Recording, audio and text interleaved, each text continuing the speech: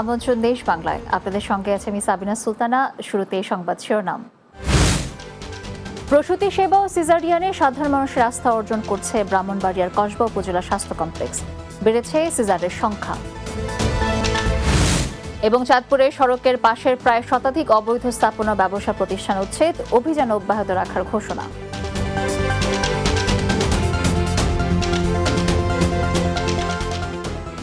শুনছিলেন শিরোনাম, এবারে বিস্তারিত। প্রসূতি সেবা ও সিজারিয়ানে নিম্নবিত্ত মধ্যবিত্ত সহ সাধারণ মানুষের আস্থা ও বিশ্বাসের অর্জন করছে ব্রাহ্মণবাড়িয়ার কসবা উপজেলা স্বাস্থ্য কমপ্লেক্স। স্বাস্থ্য কমপ্লেক্সে আগের তুলনায় বেড়েছে সিজারের সংখ্যা। বিনামূল্যে সিজার এবং সাধ্যমতো ওষুধ সহ সব ধরনের সেবা পেয়ে খুশি প্রসূতি মায়েরা। ব্রাহ্মণবাড়িয়া কসবা প্রতিনিধি রুবেল আহমেদের পাঠানোর প্রতিবেদন, জানাচ্ছেন সুরাইয়া সীমা। প্রায় ৩ বছর আগে ব্রাহ্মণবাড়িয়ার কসবা উপজেলা স্বাস্থ্য কমপ্লেক্সে চালু হয় গর্ভবতী সিজার ব্যবস্থা। বেসরকারি হাসপাতালগুলোতে সিজার করালে যেখানে খরচ হয় প্রায় লাখ টাকা, সেখানে নামমাত্র সরকারি খরচে কসবা উপজেলা স্বাস্থ্য কমপ্লেক্সে সকল প্রকার পরীক্ষা নিরীক্ষা ও থাকার ব্যবস্থা সহ বিনামূল্যে হচ্ছে সিজার। এখন আর গর্ভবতী মায়েদের জেলা বা উপজেলার বেসরকারি হাসপাতালগুলোতে যাওয়ার অপেক্ষায় থাকতে হয় না। যেমন গরিব মানুষ আইসি খায়া লইতাম, আমরা ডাক্তারও সহযোগিতা করছে, নার্স ডাক্তার সবাই হেল্প করছে, চাইতেছে ওষুধগুলো দিতে আছে, সেটা ভালোই। একটু পর নার্সরা আসতেছে, ডাক্তার আসতেছে। ওটির কিছু মেডিসিন আছে যেগুলো আমাদের সাপ্লাই নেই, ওগুলো বাদে সব কিছু আমরাই ম্যানেজ করতেছি। দরিদ্র গরিব অসহায় রোগীদেরকে আমরা বেশি করাচ্ছি এবং মেসেজটা পৌঁছাচ্ছি, এবং আমরা হসপিটাল থেকেও এটা মার্কিং করতেছে। মানুষকে সেবা দেওয়াটাই এ স্বাস্থ্য কমপ্লেক্সের মূল লক্ষ্য বলে জানান উপজেলা স্বাস্থ্য ও পরিবার পরিকল্পনা কর্মকর্তা। বর্তমানে বিনামূল্যে সিজারিয়ান সেকশন অপারেশন হচ্ছে। আমাদের এখানে নর্মাল ডেলিভারি তো হয়ই, যে রোগীগুলি নর্মাল ডেলিভারি হয়তো পসিবল না, যাদের সিজার প্রয়োজন, তাদের ক্ষেত্রে সিজারগুলো আমরা করছি এবং সিজারগুলো একেবারে বিনামূল্যে। গরিব যারা আছেন তারা তো পাবেনই, সবাই এটা বিনামূল্যে করতে পারবেন। Desk report, Bangla TV. ফিলিস্তিন ও ভারতে মুসলিমদের গণহত্যা নির্যাতনের প্রতিবাদে কিশোরগঞ্জের ভৈরবে হেফাজতে ইসলাম বিক্ষোভ সমাবেশ ও মিছিল করেছে।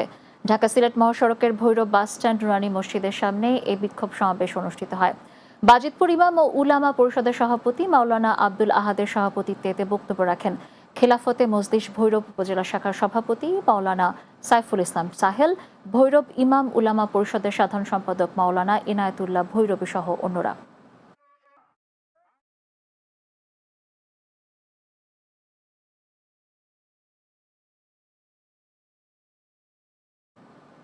ভারতে মুসলিমদের উপর নির্যাতনের প্রতিবাদে পঞ্চগড়ে বিক্ষোভ মিছিল করেছে মুসল্লিরা। সম্মিলিত খতমে নবুয়াত সংরক্ষণ পরিষদ পঞ্চগড় ও ইমাম আকিদা রক্ষা কমিটি পঞ্চগড়ের ব্যানারে এই বিক্ষোভ মিছিল অনুষ্ঠিত হয়। এতে সম্মিলিত খতমে নবুয়াত সংরক্ষণ পরিষদ পঞ্চগড় ও ইমাম আকিদা রক্ষা কমিটি পঞ্চগড়ের সাধারণ সম্পাদক কারি মোহাম্মদ আবদুল্লাহ, সম্মিলিত খতমে নবুয়াত সংরক্ষণ পরিষদের প্রচার সম্পাদক হাফেজ মীর মুর্শিদ তুহিন সহ অন্যরা বক্তব্য রাখেন। চাঁদপুরে সড়কের পাশের প্রায় শতাধিক অবৈধ স্থাপনা ও ব্যবসা প্রতিষ্ঠান উচ্ছেদ করা হয়েছে। শনিবার দিনব্যাপী পৌরসভা বাবুরহাট এলাকায় জেলা পরিষদ ও সড়ক ও জনপদ বিভাগের যৌথ উদ্যোগে এসব অবৈধ ব্যবসা প্রতিষ্ঠান ও স্থাপনা উচ্ছেদ করা হয়। অভিযানে আইন শৃঙ্খলা বাহিনীর সদস্যরা উপস্থিত ছিলেন। জেলা পরিষদ কর্তৃপক্ষ জানান, বাবুরহাট এলাকায় সড়কের জায়গায় গড়ে ওঠা প্রায় শতাধিক অবৈধ স্থাপনা উচ্ছেদ অভিযান পরিচালনা করা হয়। পর্যায়ক্রমে এই সড়কের অন্য স্থানে উচ্ছেদ অভিযান পরিচালনা করা হবে। সিলেটের ভারতীয় সীমান্তবর্তী এলাকা থেকে প্রায় ৬ কোটি টাকা মূল্যের চোরাই পণ্য আটক করেছে বিজিবি ও সেনাবাহিনীর যৌথ দল। বিজিবির শ্রীপুর বিওপিতে সংবাদ সম্মেলনে বিজিবির কর্মকর্তারা জানান, গোপন সংবাদের ভিত্তিতে অভিযান চালিয়ে এসব পণ্য আটক করা হয়। ৪৮ বিজিবির CEO lieutenant colonel Mohammad Nazmul Haque জানান, জৈন্তাপুর ও গোয়াইনঘাট সীমান্তের বিভিন্ন স্থানে অভিযান চালিয়ে এসব পণ্য জব্দ করা হয়। বিজিবি ও সেনাবাহিনীর যৌথ দল অভিযান চালিয়ে এসব পণ্য আটক করা হয়। তবে অভিযান চলাকালে চোরা কারবারিরা পালিয়ে যায়। বাংলাদেশ জাতীয়তাবাদী তাঁতি দলের নেত্রকোনা জেলা শাখার কর্মী সমাবেশ ও তারেক রহমানের ঘোষিত ৩১ দফা কর্মসূচির লিফলেট বিতরণ হয়েছে। নেত্রকোনা পৌর শহরের ছোট বাজার এলাকায় জেলা বিএনপির কার্যালয়ে এই সমাবেশ হয়। জেলা তাঁতি দলের আহ্বায়ক সাইফুদ্দিন আহমেদ লেলিনের সভাপতিত্বে সমাবেশে তাঁতি দলের কেন্দ্রীয় কমিটির আহ্বায়ক আবুল কালাম আজাদ, সদস্য সচিব হাজী মুজিবুর রহমান, জেলা বিএনপি সদস্য সচিব ডক্টর রফিকুল ইসলাম হিলালি, যুগ্ম আহ্বায়ক এস.এম. মনিরুজ্জামান দুদু সহ অন্যান্যরা। পাবনায় অবসরপ্রাপ্ত ভূমি সহকারী ও উপসহকারী কর্মকর্তাগণের বিদায় সংবর্ধনা অনুষ্ঠিত হয়েছে। নিজস্ব কার্যালয়ে আয়োজিত অনুষ্ঠানে সভাপতিত্ব করেন বাংলাদেশ ভূমি অফিসার্স কল্যাণ সমিতি পাবনা জেলা শাখা সভাপতি সাইফুল ইসলাম। এতে বক্তব্য দেন অতিরিক্ত জেলা প্রশাসক রাজস্ব জাহাঙ্গীর আলম, ভূমি সহকারী কর্মকর্তা খন্দকার মবিদুর রহমান সেতু, আফসার আলী সহ গণ্যমান্য ব্যক্তিবর্গ। দেশ বাংলার এই পর্যায়ে নিচ্ছে ছোট্ট একটি বিরতি। ফিরে আসার পর অন্যান্য সংবাদের সাথে আরও যা থাকছে। কিশোরগঞ্জের হাওরের সবুজ মাঠে গবাদি পশু লালন পালন, লাভবান হচ্ছেন অনেকে।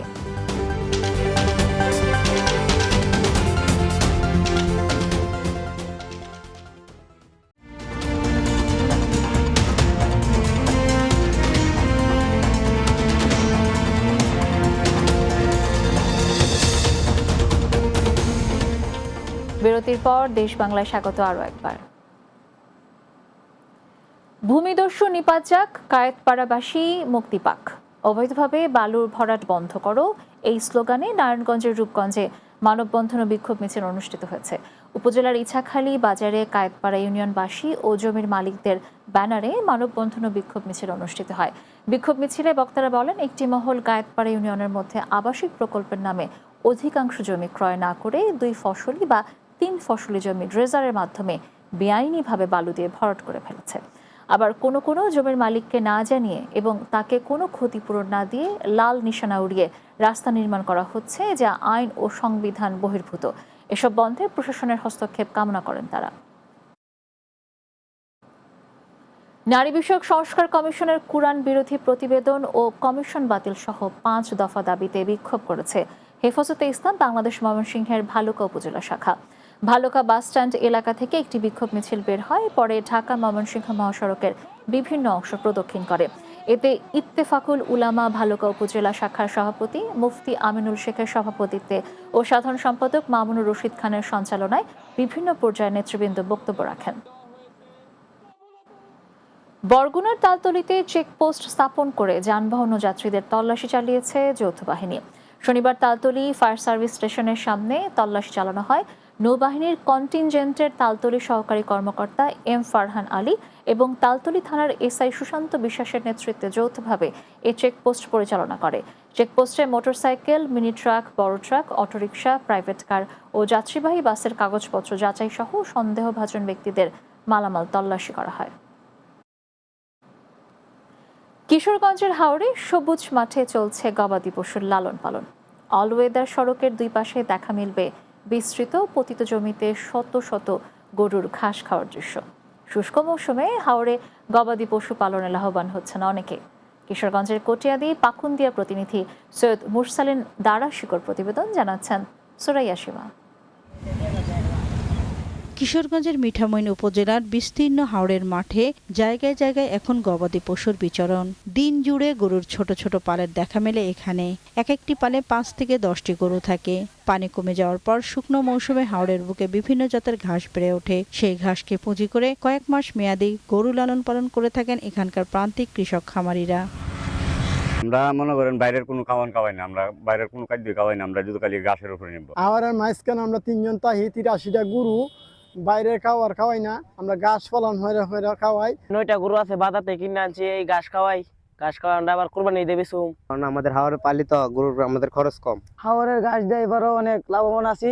ওদের সামনে আল্লাহ দিলে আরো বেশি গরু থাকবে। রোজ সকালে কয়েক কিলোমিটার দূরের গ্রাম থেকে গরুগুলোকে হাওড়ে ঘাস খাওয়ানোর জন্য আনা হয়। এছাড়া কোথাও কোথাও গবাদি পশুর জন্য হাওড়ের বুকে বানানো হয় অস্থায়ী ডেরা। নিরাপদ পদ্ধতিতে দুধ ও মাংস উৎপাদনে প্রাণী সম্পদ বিভাগের পক্ষ থেকে সহযোগিতার কথা জানান এই কর্মকর্তা। সামনে কুরবানিকে লক্ষ্য রেখে আমরা এখানে মোটাতাজাকরণের যে পদ্ধতিগুলো আছে স্বাস্থ্যসম্মত উপায়ে, সেগুলির ব্যাপারে আমরা খামারিদের প্রশিক্ষণ দিচ্ছি, পরামর্শ দিচ্ছি। প্রাণী সম্পদ অফিসার তথ্য মতে কিশোরগঞ্জ জেলায় উৎপাদিত দুধ ও মাংসের 15% আসে হাওড় থেকে। Desk report, Bangla TV. নড়াইলে 2 দিনব্যাপী বার্ষিক ক্রীড়া ও সাইকেলিং প্রতিযোগিতা শেষ হয়েছে। নড়াইল জেলা ক্রীড়া সংস্থা এই প্রতিযোগিতার উদ্বোধন করেন অতিরিক্ত জেলা প্রশাসক লিঙ্কন বিশ্বাস। জেলা ক্রীড়া অফিসার ও ক্রীড়া সংস্থার সদস্য সচিব মোহাম্মদ কামরুজ্জামানের সভাপতিত্বে এ সময় উপস্থিত ছিলেন নড়াইল প্রেস ক্লাবের আহ্বায়ক ও জেলা জজ কোর্টের পিপি অ্যাডভোকেট আব্দুল হক, বাংলাদেশ জামায়াত ইসলামের নড়াইল জেলা শাখার আমির অ্যাডভোকেট আতর রহমান বাচ্চু সহ অন্যরা।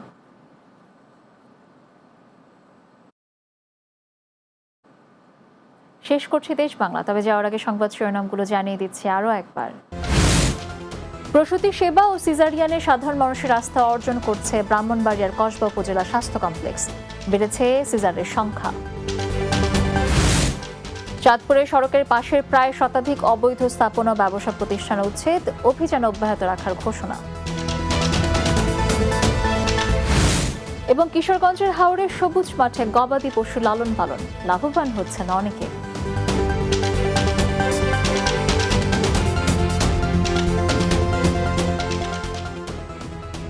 দর্শক, এই ছিল দেশ বাংলায়। আমাদের পরবর্তী সংবাদ বিকেল 4:30 দিনের বাংলা দেখার আমন্ত্রণ রইল। আর এতক্ষণ সঙ্গে থাকার জন্য ধন্যবাদ সবাই।